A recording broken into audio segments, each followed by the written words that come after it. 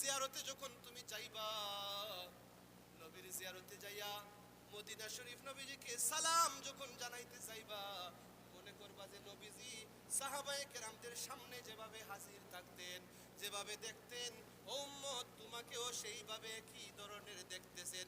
অতএব কথা বলার সময় মনে করতে হবে যে নবীজি তোমার কথাবার্তা জীবিত থাকা অবস্থায় যেভাবে শুনতেন সাহাবীদের কথা, তদ্রূপ ভাবে তুমি উম্মতের কথা 1400 বছর পরেও নবীজি একইভাবে শুনতেছেন। বড় করে বলুন সুবহানাল্লাহ।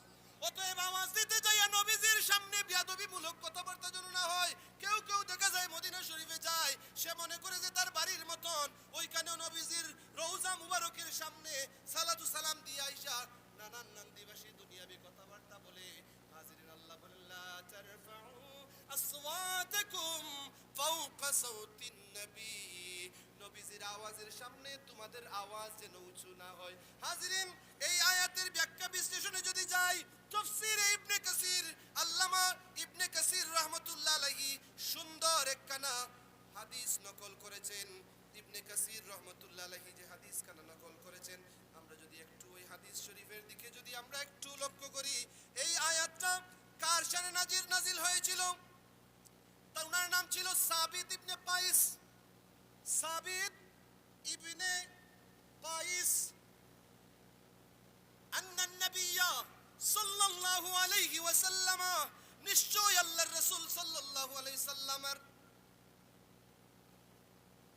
افتقد ثابت بن قيس فقال رجل يا رسول الله أنا أعلم لك علمه فأتاه فوجده في بيته منكسا رأسه। ثابت ইবনে কাইস রাদিয়াল্লাহু তাআলা আনহু নবীজির কাছে যাওয়া বন্ধ করে দিলেন। কিছুদিন হলো নবীজি দেখতে পারতেছেন না ওনাকে। আমার নবীজি ওই সাহাবী সাবিত ইবনে কাইসকে খুঁজতেছেন, আমার সাবিত কোথায়, আমার সাবিত কোথায়, তাকে তো দেখা যাচ্ছে না। ফাকাল রাজুলুন, এক ব্যক্তি বললেন, ইয়া রাসূলুল্লাহ ইয়া হাবিবাল্লাহ আনা আ'লামু লাকা ইলমাহু, আনা আ'লামু লাকা ইলমাহু, ইয়া রাসূলুল্লাহ ইয়া হাবিবাল্লাহ, আমি জানি তার ব্যাপারে, আমি জানি সে কি করছে।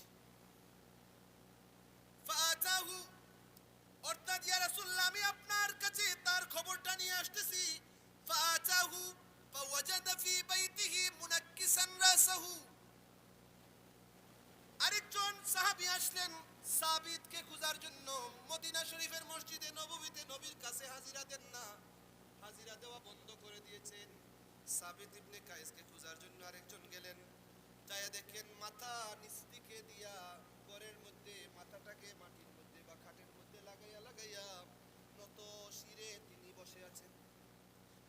শুধু তাই নয়, কাঁদতেছেন আর কাঁদতেছেন।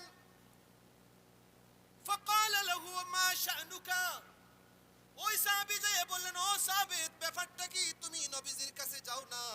ফাকাল শাররুন, তিনি বলতে লাগলেন, সাবিত বলেন আমি বরবাদ হয়ে গেছি, আমি ধ্বংস হয়ে গেছি, আমি ধ্বংস হয়ে গেছি।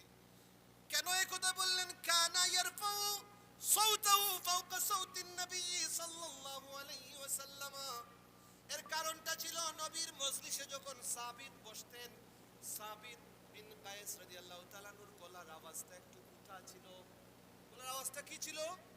মাঝে মধ্যে এক ঘরের মধ্যে অনেক আমরা যখন বসি, এক একজনের আওয়াজ একটু মোটা হয়, এক একজনের আওয়াজ একটু চিকন হয়, ঠিক কিনা কথাটা?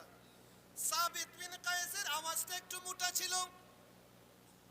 তিনি বলেন, কানা ইয়ারফাউ সাউতাহু ফাওকা সাউতিন নবী ফাকাদ হাবিতা আমালুহু, তিনি বলেন আমি তো উঁচু আওয়াজে নবীর সামনে থাকি, আমারই তো আওয়াজ বেশি মুঠা। আল্লাহ যে বলেছেন নবীর সামনে আওয়াজ উঁচু না করার জন্য, আমি সাবিত তো বরবাদ হয়ে গেছি, আমার আমল তো সব বরবাদ হয়ে গিয়েছে। আমি নবীর সামনে উঁচু আওয়াজে কথা বলি, মনে হয় আল্লাহ আমার উপরে আয়াত নাজিল করেছেন, আমি মুখ দেখানোর মতো না।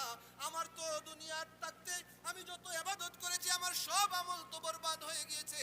হাবাতা আমালি হাবাতা আমালি হাবাতা আমালি, আমার আমল সব ধ্বংস হয়ে গিয়েছে, বরবাদ হয়ে গিয়েছে, আমি নিজেও বরবাদ হয়ে গিয়েছি, কারণ আমার আওয়াজটা একটু উঁচু আওয়াজ। ফাহুয়া মিন আহলিন নার, তিনি বলতে লাগলেন আমি দুজকি হয়ে গেছি, আমি জাহান্নামী হয়ে গেছি।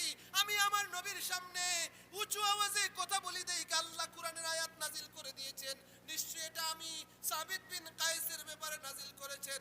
ফাতার রাজুলুন নবী সাল্লাল্লাহু আলাইহি ওয়াসাল্লাম ফাখবারাহু আন্নাহু ক্বালা কাযা ওয়া কাযা কাযা ওয়া কাযা।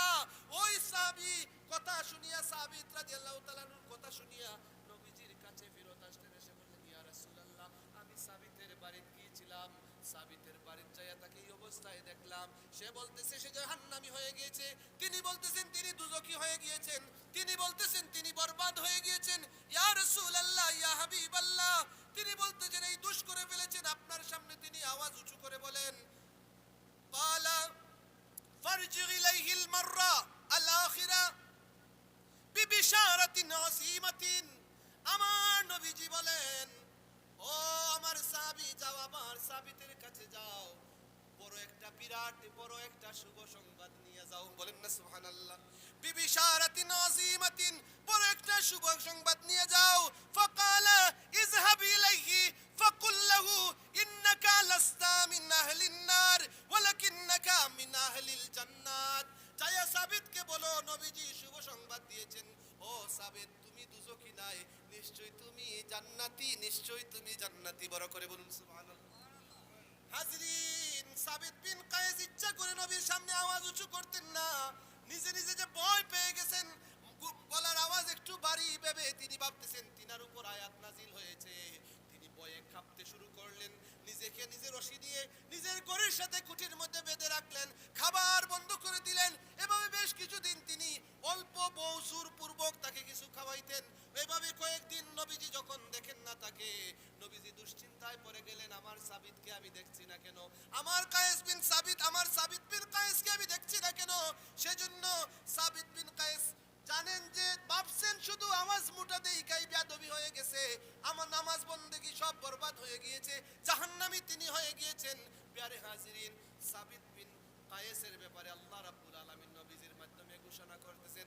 কি ঘোষণা করতেছেন? পরবর্তী আয়াতের মধ্যে আল্লাহ রাব্বুল আলামিন বলেন, ইন্নাল্লাযীনা ইয়াকুতুনা আসওয়াতাহুম ইনদা রাসূলিল্লাহি উলাইকাল্লাযীনা ইমতাহানাল্লাহু কুলুবাহুম লিত্তাকওয়া লাহুম মাগফিরাতুন ওয়া আজরুন আযীম। আল্লাহ রাব্বুল আলামিন বলেন, এই সমস্ত মানুষ যারা নবীজির সামনে সুরকে নিচু করে রাখে, এরা পরীক্ষিত, আমার সাবিত নবীজির কাছে পরীক্ষিত, আল্লাহর কাছে পরীক্ষিত। এরা ইচ্ছে করে আওয়াজ মোটা করে না, সব সময় নবীর সামনে তারা ইচ্ছে করে আওয়াজ ছোট রাখার চেষ্টা করে। এদের যদি কোনো কারণে আওয়াজ যদিও এমন হয়ে যায়, আল্লাহ বলেন এরা পরীক্ষিত হয়ে গিয়েছে, লাহুম মাগফিরাতুন, এদের জন্য ক্ষমা, ওয়া আজরুন আযীম, ক্ষমা শুধু তাই নয়, উজরতে আজমত আজিমত, যেটা